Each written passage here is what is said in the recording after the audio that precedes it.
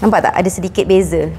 Okay, kat tangan Kak Fairy ni ada kereta kelisa. Kereta kelisa ni rasanya dah lama. Usia kereta ni dah 15 tahun ke atas. So kat sini boleh nampak dia punya cat dia ni rasanya sebahagian dah mati, sebahagian lagi yang macam maybe kita cuba selamatkan. Sepatutnya belum jadi macam ni, kita dah start guna dengan sabun dan makeover untuk serikan balik. Kalau boleh jangan mati, ni dah start mati dah. Tapi kat sini belum berapa mati sangat. So kalau kereta korang, kereta awak-awak semua ada yang tak berapa nak mati lagi, baru menyau-nyau ikan lagi dia punya cat dia tu, maybe boleh cuba dengan Kak Fairy punya sabun badan makeover. Sebelum tu Kak Fairy akan buktikan yang ini susah nak hilang.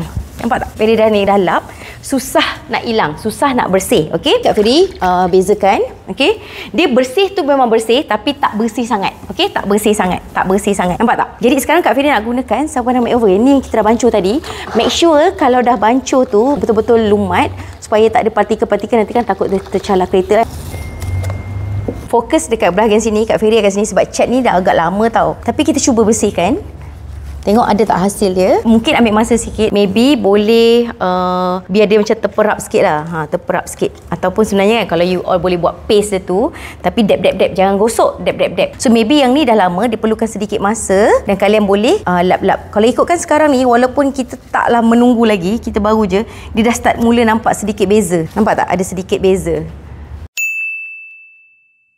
Ada beza lah sikit. So maybe boleh cuba.